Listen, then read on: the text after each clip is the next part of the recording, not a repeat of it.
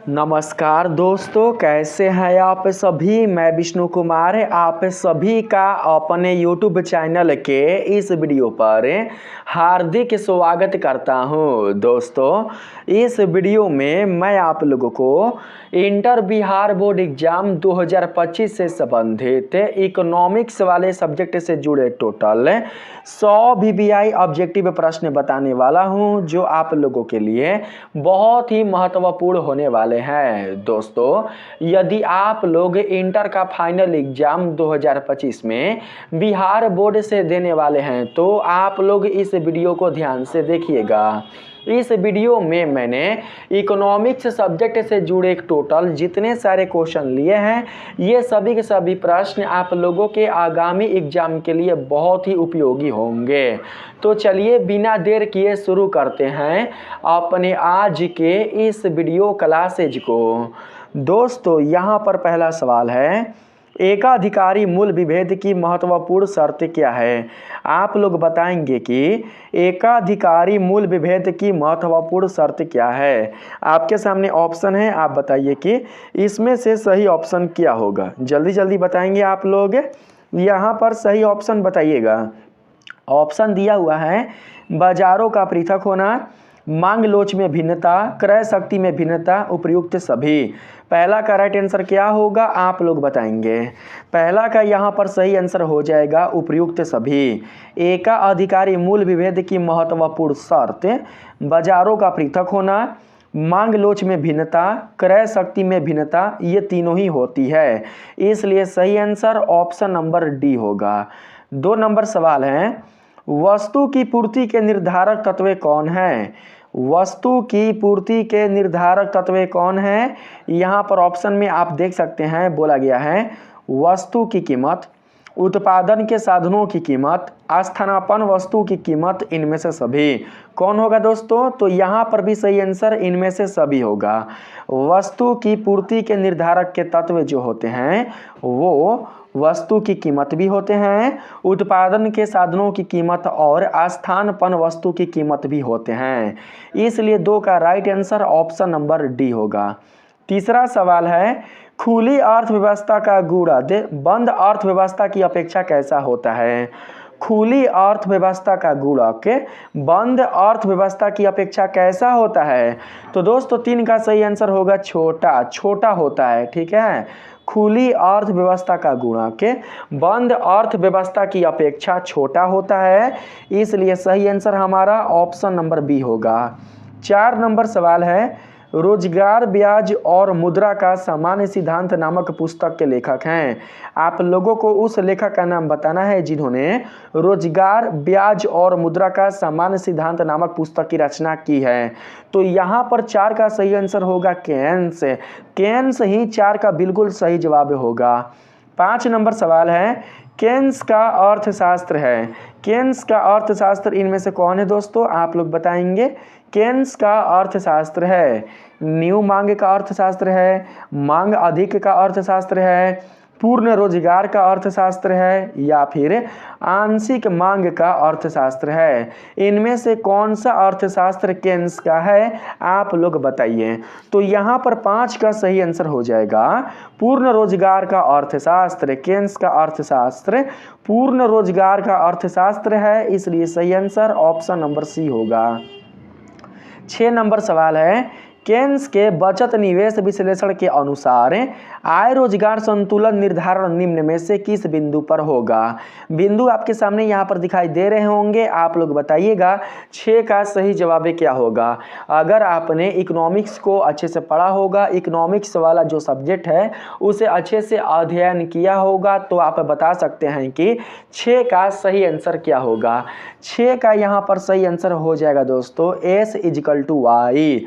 S is equal to I ही 6 का बिल्कुल राइट आंसर होगा। तो ऑप्शन नंबर सी को याद रखेंगे।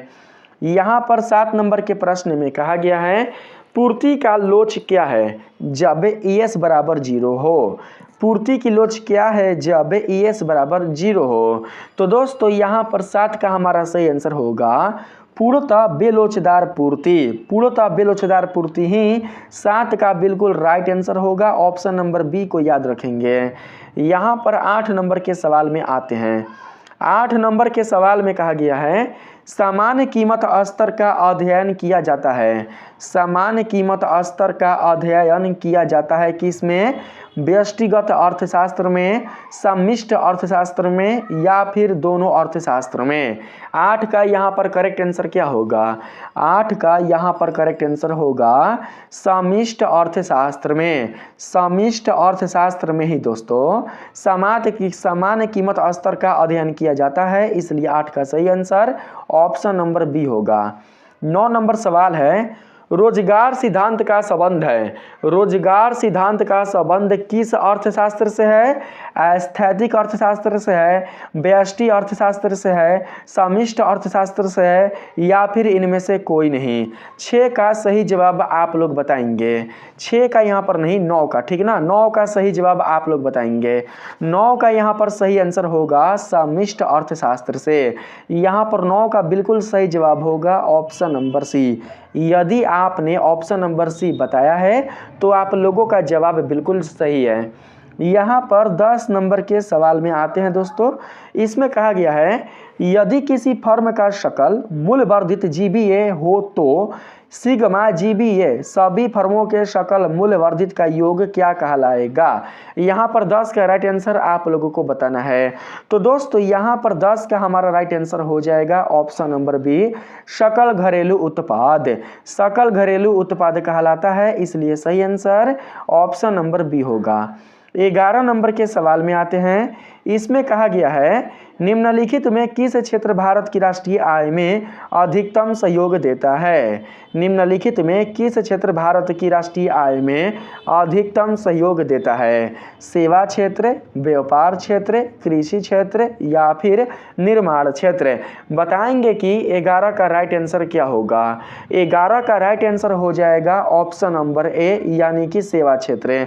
सेवा क्षेत्र ही भारत की राष्ट्रीय आय में अधिकतम सहयोग देता है, इसलिए सही आंसर ऑप्शन नंबर ए होगा। 12 नंबर के सवाल में पूछा गया है निम्न में कौन सा सत्य कथन है? आप लोग बताना दोस्तों कि कुल राष्ट्रीय उत्पाद बराबर क्या होता है? कुल राष्ट्रीय उत्पाद इजिकल टू क्या होता है? कुल राष्ट्रीय उत्पाद इजिकल टू होता है कुल राष्ट्रीय उत्पाद माइनस घिसावट व्यय। कुल राष्ट्रीय उत्पाद माइनस घिसावट व्यय बराबर ही होता है क्या? तो कुल राष्ट्रीय उत्पाद। तो यहाँ पर ऑप्शन नंबर सी हमारा बिल्कुल सही जवाब होगा।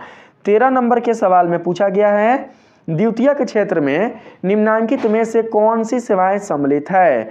आप लोगों को उस सेवा का नाम बताना है जो कि द्वितीयक क्षेत्र में सम्मिलित है।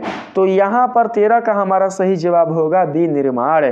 बी, निर्माण ही 13 का बिल्कुल राइट आंसर होगा, इसलिए आप लोग ऑप्शन नंबर बी में आने वाला जो आंसर है उसे याद रखिएगा। 14 नंबर सवाल है दोस्तों राष्ट्रीय आय में निम्नलिखित में से किसे शामिल किया जाता है? इनमें से किसे राष्ट्रीय आय में शामिल किया जाता है आप लोग बताइएगा। तो यहाँ पर 14 का सही आंसर हो जाएगा लगान, मजदूरी, वेतन, ब्याज और लाभ। आप लोग एक बार फिर से सुन लीजिए, लगान, मजदूरी, वेतन, ब्याज और लाभ, इन सभी को ही राष्ट्रीय आय में शामिल किया जाता है, इसलिए सही आंसर ऑप्शन नंबर डी होगा। 15 नंबर के सवाल में आते हैं। इसमें दोस्तों बोला गया है प्राथमिक क्षेत्र में निम्नलिखित में कौन शामिल है? प्राथमिक क्षेत्र में निम्नलिखित में कौन शामिल है? भूमि शामिल है, वन शामिल है या फिर खनन शामिल है? तो यहाँ पर दोस्तों 15 का बिल्कुल सही जवाब हो जाएगा ये सभी। प्राथमिक क्षेत्र में भूमि, वन और खनन ये तीनों ही शामिल है, इसलिए सही आंसर ऑप्शन नंबर डी होगा। 16 नंबर के सवाल में आते हैं। इसमें कहा गया है बाजार कीमत पर शुद्ध राष्ट्रीय उत्पाद एनएनपी इजिकल टू क्या होता है? बाजार कीमत पर शुद्ध राष्ट्रीय जो उत्पाद होता है वो किसके बराबर होता है, यही आप लोगों को बताना है।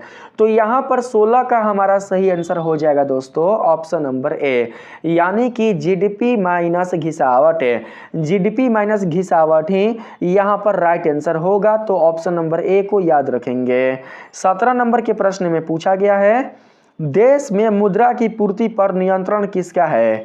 देश में मुद्रा की जो पूर्ति होती है उस पर नियंत्रण किसका है आप लोगों को बताना है। भारतीय रिजर्व बैंक का है, बैंक ऑफ इंडिया का है, स्टेट बैंक ऑफ इंडिया का है, या फिर इनमें से कोई नहीं। तो यहाँ पर 17 का हमारा सही आंसर हो जाएगा भारतीय रिजर्व बैंक ऑफ इंडिया, यानी कि ऑप्शन नंबर ए आप लोगों का बिल्कुल सही आंसर होगा। 18 नंबर के सवाल में आते हैं। इसमें बोला गया है दोस्तों, निम्न में किस वित्तीय निवेश की ब्याज दर अधिक होता है? निम्न में से किस वित्तीय निवेश की ब्याज की दर सबसे अधिक होता है? मांग जमा, आवधिक जमा, उधार ऋण या फिर राष्ट्रीय बचत पत्र? तो यहाँ पर 18 का सही आंसर हो जाएगा राष्ट्रीय बचत पत्र।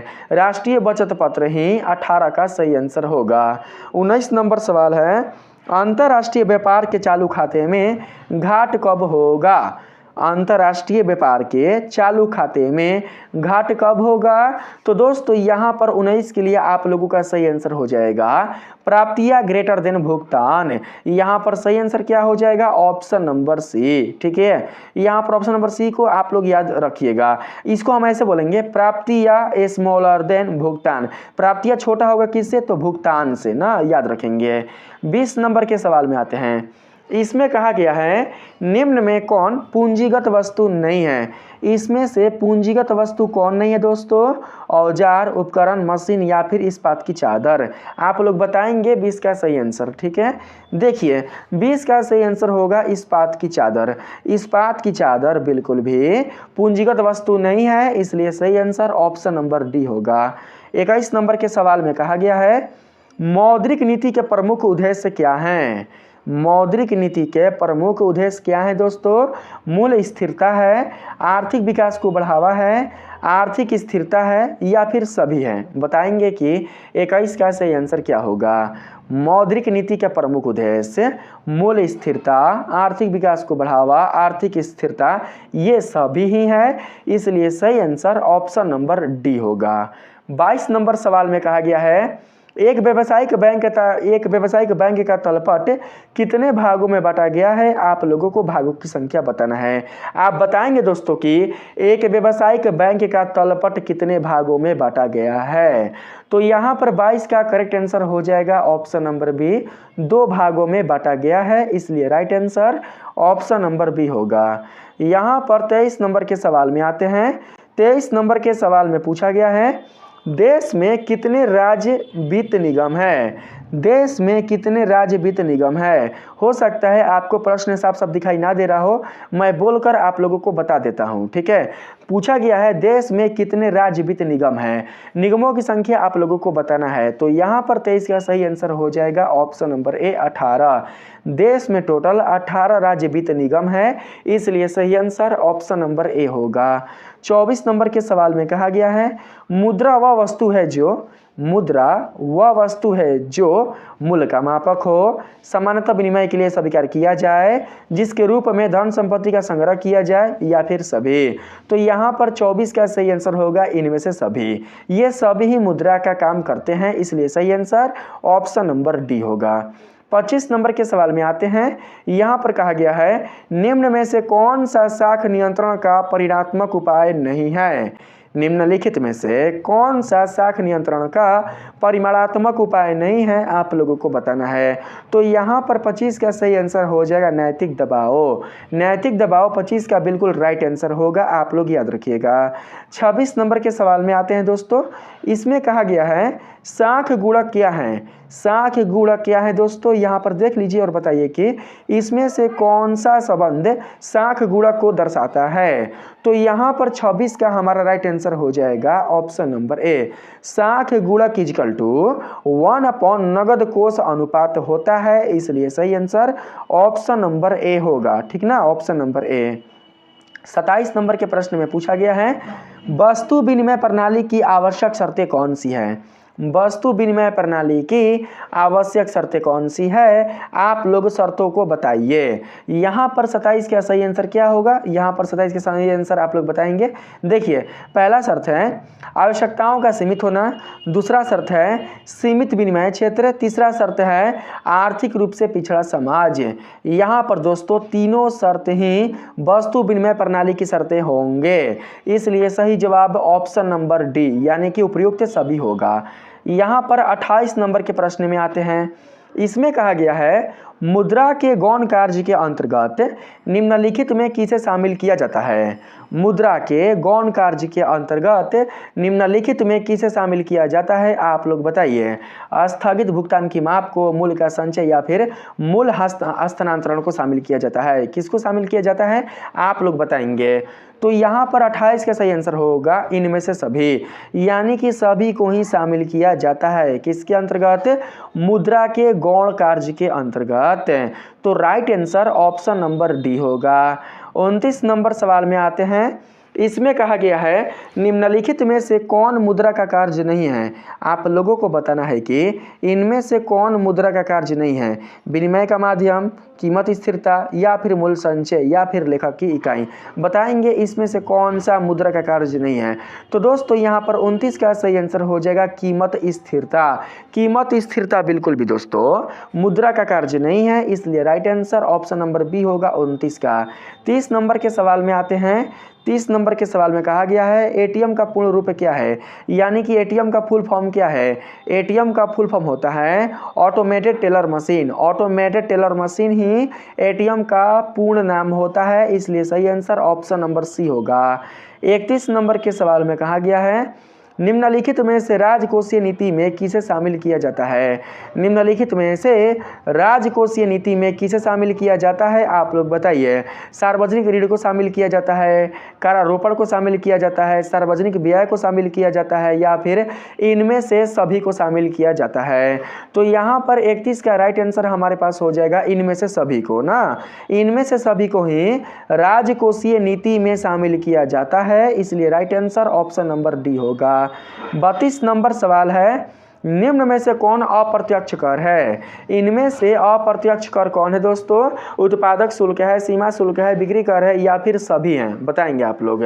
तो यहाँ पर 32 का मैं आप लोगों को आंसर बताता हूँ, इसमें से सभी होगा, ठीक है। उत्पादक शुल्क, सीमा शुल्क, बिक्री कर, ये सभी ही अप्रत्यक्ष कर हैं, इसलिए right answer option number D होगा।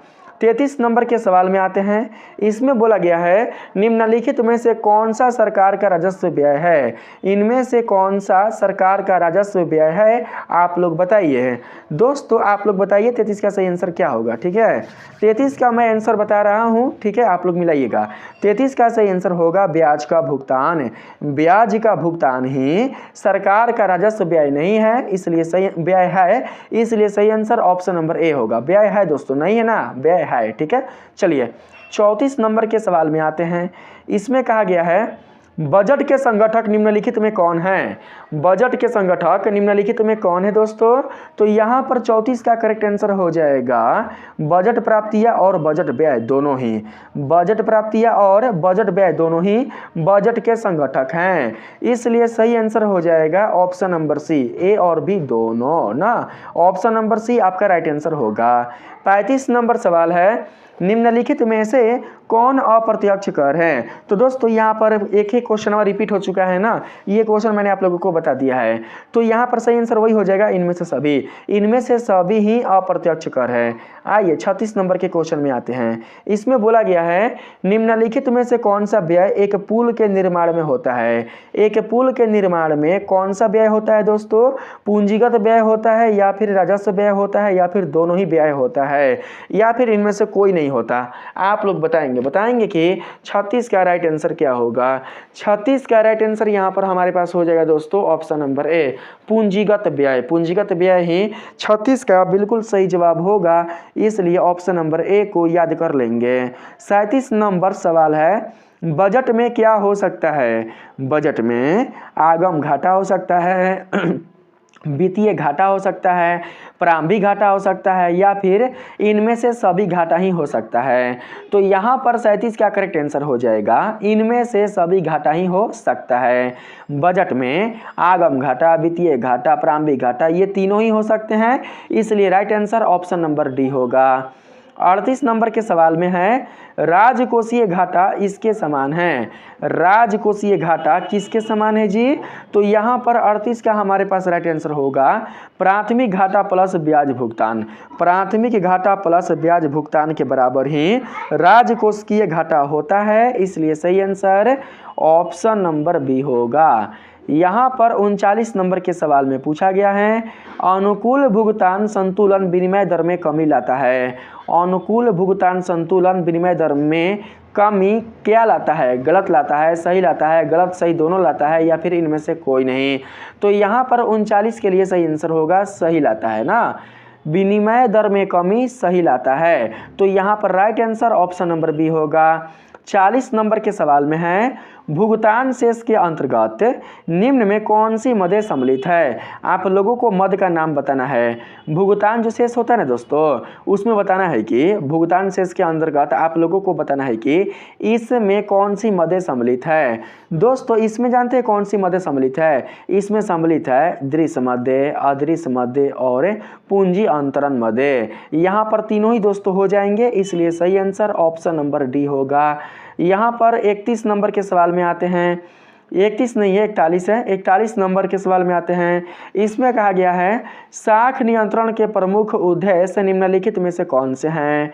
साख नियंत्रण के प्रमुख उद्देश्य निम्नलिखित में से कौन से हैं दोस्तों? कीमत स्थिरता स्थापित करना है, विदेशी विनिमय दर में स्थिरता लाना है, उत्पादन एवं रोजगार वृद्धि के उपाय करना है। कौन होगा बताइए, कि सभी होगा? बताएंगे। यहाँ पर 41 का सही आंसर सभी होगा ना, ये सभी उद्देश्य हो जाएंगे साख नियंत्रण के, इसलिए right answer option number D होगा। 42 नंबर के क्वेश्चन में कहा गया है रिजर्व बैंक ऑफ इंडिया की स्थापना कब हुई? रिजर्व बैंक ऑफ इंडिया की स्थापना कब हुई थी? रिजर्व बैंक ऑफ इंडिया की स्थापना हुई थी सन 1935 ईस्वी में, इसलिए आप लोग ऑप्शन नंबर बी को याद रखिएगा, भूलिएगा नहीं। सन 1935 ईस्वी में रिजर्व बैंक ऑफ इंडिया की स्थापना हुई थी। 43 नंबर के क्वेश्चन में हम लोग यहाँ पर आते हैं। 43 नंबर के सवाल में कहा गया है मुद्रा पूर्ति का नियम कौन करता है? मुद्रा पूर्ति का नियम कौन करता है? भारत सरकार करता है, रिजर्व बैंक ऑफ इंडिया करता है, वाणिज्य बैंक करता है, या फिर योजना आयोग करता है? कौन करता है जी? तो यहाँ पर 43 का राइट आंसर हो जाएगा दोस्तों रिजर्व बैंक ऑफ इंडिया। मुद्रा पूर्ति का नियम रिजर्व बैंक ऑफ इंडिया करता है, इसलिए सही आंसर ऑप्शन नंबर बी होगा। 44 नंबर के सवाल में है न्यूनतम निर्धारित मूल्य किस वस्तु या सेवा के लिए दिया जाता है? न्यूनतम निर्धारित मूल्य किस वस्तु या सेवा के लिए दिया जाता है? आप लोग बताएंगे। चाय पत्ती के लिए, गेहूं के लिए, मजदूरी के लिए, या फिर गेहूं और मजदूरी के लिए? तो यहाँ पर 44 का सही आंसर हो जाएगा दोस्तों गेहूं और मजदूरी के लिए। ऑप्शन नंबर डी 44 का बिल्कुल सही जवाब होगा। ठीक है, यहाँ पर चलते हैं दोस्तों हम लोग, ऑप्शन नंबर डी है दोस्तों। ठीक है, यहाँ पर है 45 नंबर के क्वेश्चन में गुणक को निम्न में से किस सूत्र द्वारा व्यक्त किया जाता है? गुणक को निम्नलिखित में से किस सूत्र द्वारा व्यक्त किया जाता है? आप लोग बताएंगे इसमें से कौन सा सूत्र सही होगा गुणक के लिए? तो यहाँ पर 45 के लिए राइट आंसर हो जाएगा option number A k equal to delta Y upon delta I. Option number A 45 का बिल्कुल सही आंसर होगा। 46 नंबर के क्वेश्चन में है जेबी का बाजार नियम लागू होता है। जेबी का बाजार नियम वस्तु विनिमय पर लागू होता है, मुद्रा विनिमय पर लागू होता है, उपर्युक्त दोनों पर लागू होता है, कि किसी पर लागू नहीं होता? तो यहाँ पर 46 का सही आंसर हो जाएगा हमारे पास वस्तु विनिमय पर। वस्तु विनिमय पर ही जेबी का बाजार नियम लागू होता है, इसलिए राइट आंसर दोस्तों ऑप्शन नंबर ए होगा ना। यहाँ पर 47 नंबर के क्वेश्चन में कहा गया है केन्स का रोजगार सिद्धांत लागू होता है। केन्स का रोजगार सिद्धांत किन देशों पर लागू होता है, आप लोग बताएंगे। विकसित देशों पर, अर्ध विकसित देशों पर, उपयुक्त दोनों पर, या फिर दोनों में से किसी पर भी नहीं। तो यहाँ पर 47 का सही आंसर हमारे पास हो जाएगा विकसित देशों पर। केन्स का रोजगार सिद्धांत विकसित देशों पर ही लागू होता है, इसलिए सही आंसर हमारे पास ऑप्शन नंबर ए होगा। 48 नंबर के सवाल में आते हैं। इसमें कहा गया है प्राचीन विचारधारा निम्न में से किन तथ्यों पर आधारित है, आप लोग बताएंगे। प्राचीन विचारधारा निम्नलिखित में से किन तथ्यों पर आधारित है दोस्तों? तो यहाँ पर 48 के लिए हमारे पास सही आंसर हो जाएगा से का बाजार नियम। से का बाजार नियम ही 48 का बिल्कुल राइट आंसर होगा। तो हम लोग यहाँ पर 48 का ऑप्शन नंबर सी याद रखेंगे। 49 नंबर के सवाल में है केंद्र से निकली सीधी पूर्ति रेखा की लोच। लोच क्या होती है दोस्तों? केंद्र से निकली सीधी पूर्ति रेखा की लोच क्या होती है? इकाई से कम होती है, इकाई से अधिक होती है, इकाई के बराबर होती है, या फिर अनंत के बराबर होती है। तो यहाँ पर 49 का करेक्ट आंसर हो जाएगा इकाई के बराबर होती है। किसके बराबर होती है? इकाई के बराबर होती है। तो यहाँ पर right answer option number C हमारा सही होगा ना। चलिए यहाँ पर 50 नंबर के सवाल में आते हैं। कहा गया है अदृश्य मदों के अंतर्गत निम्नलिखित में किसे सम्मिलित किया जाता है? अदृश्य मदों के अंतर्गत निम्नलिखित में किसे सम्मिलित किया जाता है, आप लोग बताएंगे। बैंकिंग को, कि जहाजरानी को, कि सूचना को, कि सभी को बताएंगे दोस्तों। तो 50 के यहाँ पर राइट आंसर हो जाएगा उपयुक्त सभी को। बैंकिंग, जहाजरानी, सूचना, इन सभी को ही अदृश्य मदों के अंतर्गत सम्मिलित किया जाता है, इसलिए right answer option number D होगा। 51 नंबर सवाल है व्यवस्था का जोखिम सहने के बदले में उद्यमी क्या प्राप्त करता है? व्यवस्था का जोखिम सहने के बदले में जो उद्यमी होते हैं, जो परिश्रमी होते हैं, वो क्या प्राप्त करते हैं दोस्तों? वो प्राप्त करते हैं दोस्तों क्या? तो वो प्राप्त करते हैं लाभ। यहाँ पर right answer option number D होगा। 52 नंबर के सवाल में है एक समाजवादी अर्थव्यवस्था का मूल उद्देश्य क्या होता है? एक समाजवादी अर्थव्यवस्था का मूल उद्देश्य क्या होता है दोस्तों? अधिक उत्पादन करना, अधिकतम लोक कल्याण करना, मुनाफा कमाना, या फिर आर्थिक स्वतंत्रता। तो यहाँ पर 52 का सही आंसर हो जाएगा अधिकतम लोक कल्याण करना। तो यहाँ पर सही आंसर हो जाएगा ऑप्शन नंबर बी। यही उद्देश्य होता है एक समाजवादी अर्थव्यवस्था का ना। ठीक है, चलिए 53 नंबर के क्वेश्चन में आते हैं।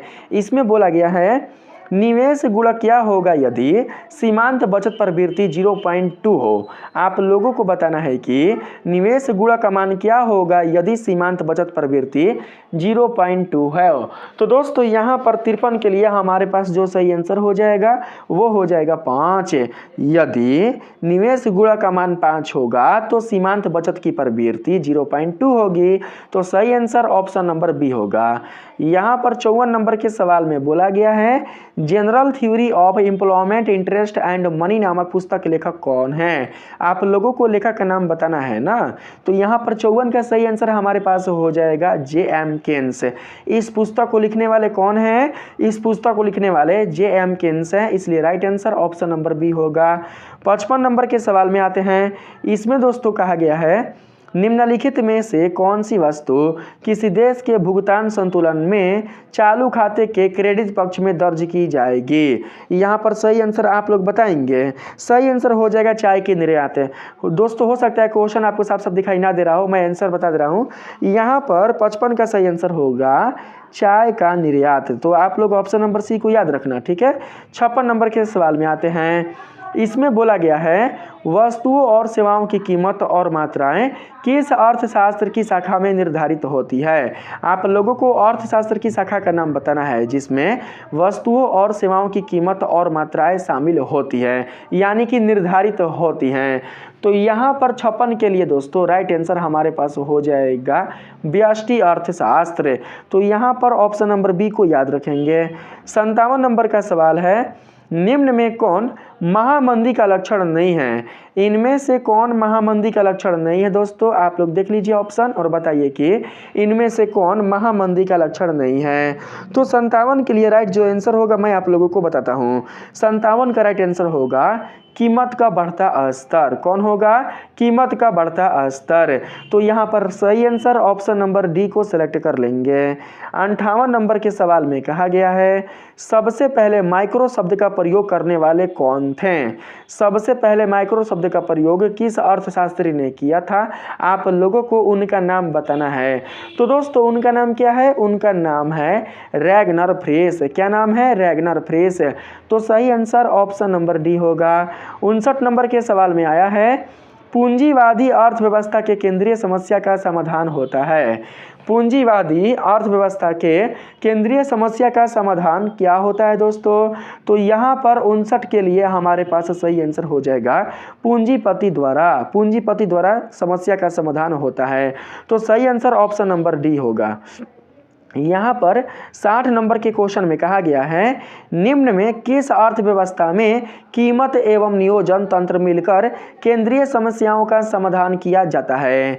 निम्नलिखित में से किस अर्थव्यवस्था में कीमत एवं नियोजन तंत्र मिलकर केंद्रीय समस्याओं का समाधान किया जाता है? मिश्रित अर्थव्यवस्था में, समाजवादी अर्थव्यवस्था में या फिर पूंजीवादी अर्थव्यवस्था में? दोस्तों इन तीनों में से किसी में भी दोस्तों किया जाता है, लेकिन आप लोगों को बताना है कि किस में किया जाता है। तो 60 का सही आंसर हो जाएगा पूंजीवादी अर्थव्यवस्था। पूंजीवादी अर्थव्यवस्था ही 60 का सही आंसर होगा। 61 नंबर के सवाल में आते हैं। इसमें कहा गया है दोस्तों उत्पादन के निम्न में कौन से साधन हैं? उत्पादन के निम्न में कौन से साधन हैं? भूमि, श्रम या पूंजी या फिर सभी? तो 61 के लिए राइट आंसर हो जाएगा उपर्युक्त सभी। उत्पादन के लिए निम्न में भूमि, श्रम, पूंजी ये तीनों ही शामिल है, इसलिए सही आंसर ऑप्शन नंबर डी होगा। यहाँ पर 62 नंबर के सवाल में आते हैं। पूछा गया है समष्टि अर्थशास्त्र के अंतर्गत निम्न में किसका अध्ययन किया जाता है? जो आप लोगों का समष्टि अर्थशास्त्र है ना, उसके अंतर्गत किसका अध्ययन किया जाता है आप लोगों को बताना है। आप बताइए दोस्तों कि समष्टि अर्थशास्त्र के अंतर्गत किसका अध्ययन किया जाता है? तो दोस्तों देखिए समष्टि अर्थशास्त्र के अंतर्गत राष्ट्रीय आय, पूर्ण रोजगार और कुल उत्पादन इन तीनों का ही अध्ययन किया जाता है विस्तृत रूप से, इसलिए सही आंसर ऑप्शन नंबर डी होगा उपर्युक्त सभी। 63 नंबर के सवाल में है यदि मांग वक्र DP equal to A minus BP हो तो शून्य मूल्य पर वस्तु से मांग की मात्रा क्या होगी? शून्य मूल्य पर ना, याद रखिएगा शून्य मूल्य पर वस्तु में मांग की मात्रा क्या होगी दोस्तों? तो शून्य मूल्य पर वस्तु की मांग की जो मात्रा होगी वो हो जाएगी दोस्तों यहाँ पर ए होगा ना, ऑप्शन नंबर बी बिल्कुल करेक्ट आंसर होगा 63 का। 64 नंबर के सवाल में आते हैं। इसमें कहा गया है सेटेरिस पारबिस का क्या अर्थ है? सेटेरिस पारबिस का अर्थ क्या है? तो यहाँ पर 64 के लिए सही आंसर होगा यदि अन्य बातें समान रहे। यदि अन्य बातें समान रहे का अर्थ होता है, यदि अन्य बातें समान रहे अर्थ होता है किसका? तो सेटेरिस पारबिस का ना, याद रखिएगा। 65 नंबर के सवाल में आते हैं।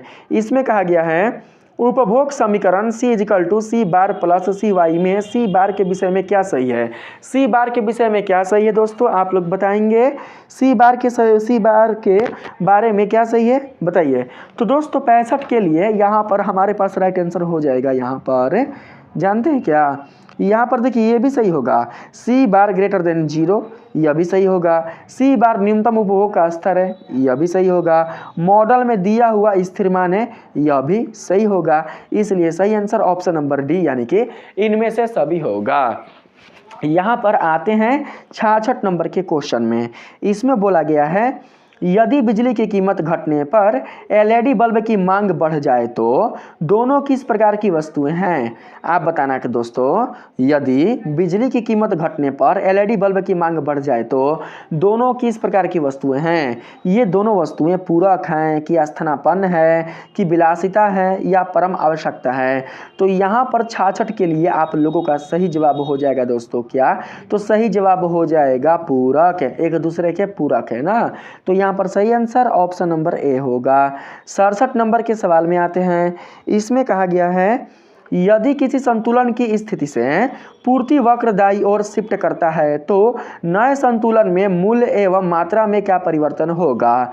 यदि किसी संतुलन की स्थिति से पूर्ति वक्र दाईं ओर शिफ्ट करता है तो नए संतुलन में मूल्य एवं मात्रा में क्या परिवर्तन होगा। मूल्य बढ़ेगा मात्रा घटेगी, मूल्य घटेगा मात्रा बढ़ेगी, मूल्य बढ़ेगा मात्रा बढ़ेगी, या फिर मूल्य घटेगा मात्रा घटेगी। क्या सही होगा बताएंगे। तो यहाँ पर जो सही होगा वो होगा मूल्य घटेगा मात्रा बढ़ेगी। ऑप्शन नंबर बी बिल्कुल सही आंसर होगा। 68 नंबर के सवाल में है, उपयोगिता का गणनावाचक सिद्धांत निम्न में से किसने प्रस्तुत किया। आप लोग उनका नाम बताइए जिन्होंने उपयोगिता का गणनावाचक सिद्धांत प्रस्तुत किया था। तो यहाँ पर 68 के लिए हमारे पास सही आंसर हो जाएगा मार्शल। क्या होगा, मार्शल। मार्शल ही राइट आंसर होगा। 69 नंबर के सवाल में है, यदि किसी वस्तु के मूल्य मांग की लोच EP = 0.5 हो तो वस्तु की मांग समलोचदार है।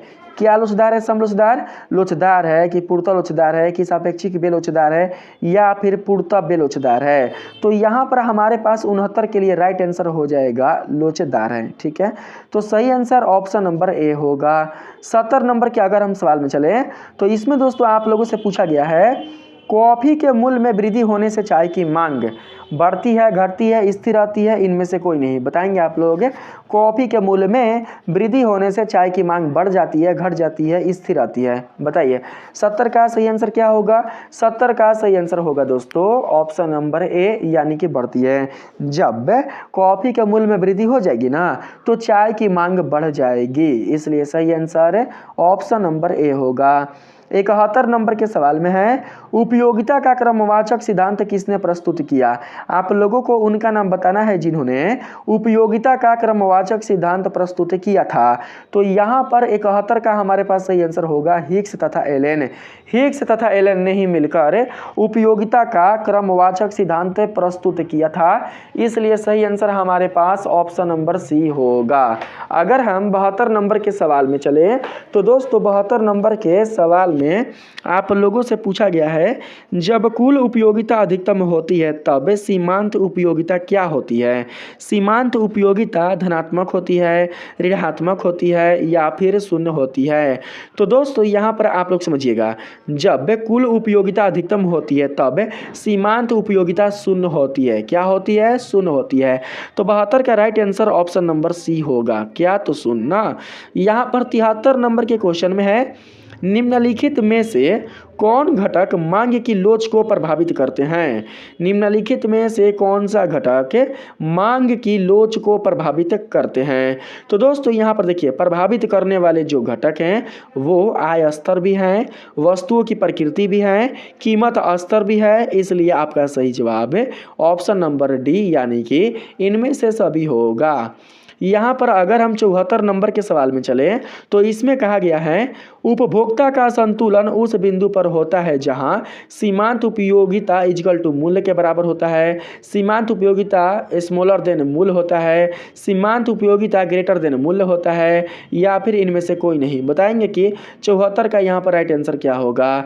74 का यहाँ पर राइट आंसर दोस्तों सीमांत उपयोगिता = मूल्य होता है। यहाँ पर राइट आंसर ऑप्शन नंबर ए होगा। 75 नंबर सवाल है, आय में वृद्धि से कोई मांग वक्र बाईं ओर खिसक जाता है, दाईं ओर खिसक जाता है, अपने स्थान पर स्थिर रहता है, या फिर पहले बाईं ओर फिर दाईं ओर खिसक जाता है। बताएंगे कि 75 का सही आंसर क्या होगा। 75 का राइट आंसर होगा दोस्तों दाईं ओर खिसक जाता है। तो यहाँ पर सही आंसर हम लोग ऑप्शन नंबर बी को सेलेक्ट कर लेंगे, यानी कि दाईं ओर खिसक जाता है। आय में वृद्धि से कोई मांग वक्र दाईं ओर खिसक जाता है, यही राइट आंसर होगा। ठीक है, आइए 76 में चलते हैं।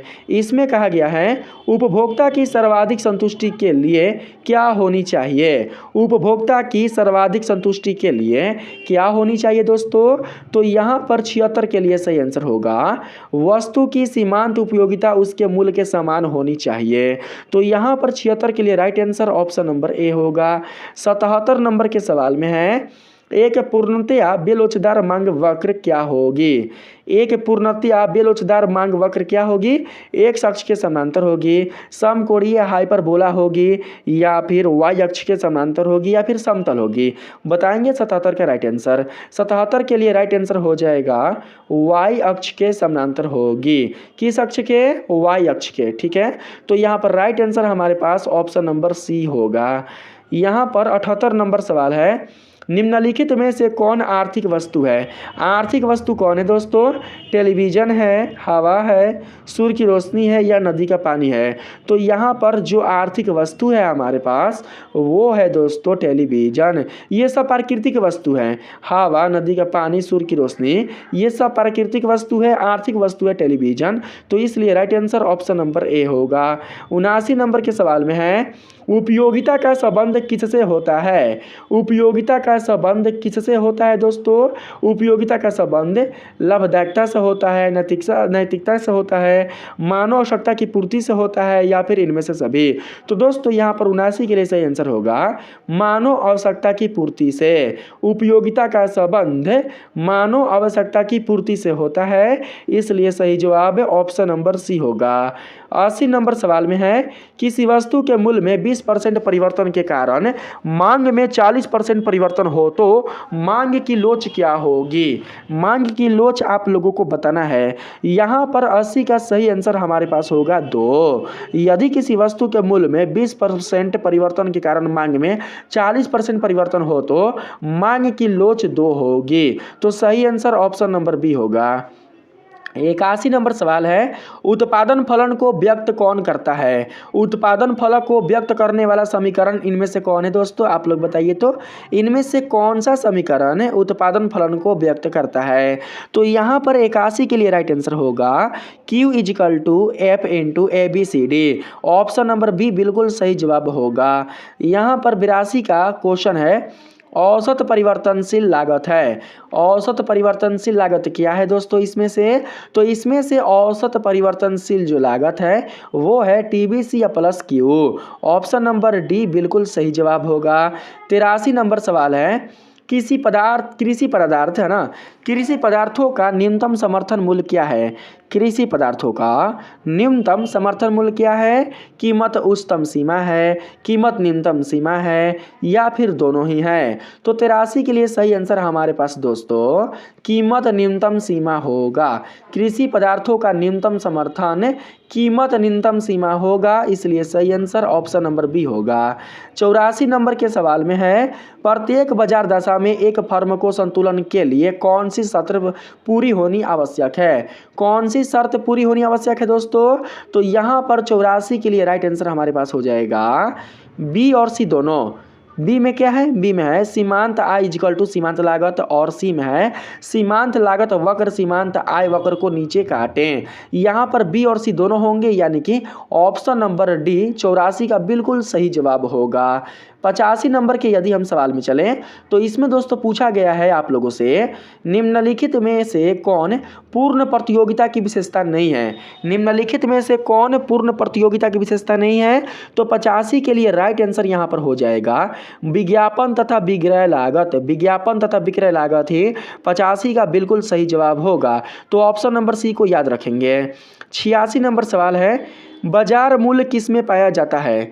बाजार मूल्य अल्पकालीन बाजार में पाया जाता है, दीर्घकालीन बाजार में पाया जाता है, अति दीर्घकालीन बाजार में पाया जाता है, या फिर इनमें से कोई नहीं? तो यहाँ पर 86 के लिए राइट आंसर हमारे पास होगा अल्पकालीन बाजार में पाया जाता है। तो यहाँ पर सही आंसर ऑप्शन नंबर ए होगा। 87 नंबर का क्वेश्चन है, फर्म को लाभ मिलता है जब AR > AC हो, AC > AR हो, AR = AC हो, या फिर इनमें से कोई नहीं? तो 87 के लिए यहाँ पर सही आंसर हमारे पास होगा दोस्तों AR > AC। फर्म को लाभ मिलता है जब AR बड़ा AC होगा, तो सही आंसर ऑप्शन नंबर ए होगा। 88 नंबर सवाल है, यदि वस्तु X1 को X अक्ष पर एवं वस्तु X2 को Y अक्ष पर दर्शाया गया हो तो बजट रेखा एक्स अक्ष को किस बिंदु पर काटेगी? किस बिंदु पर काटेगी दोस्तों? तो जानते हैं किस बिंदु पर काटेगी? M/P1 बिंदु पर काटेगी। ऑप्शन नंबर ए बिल्कुल राइट आंसर होगा।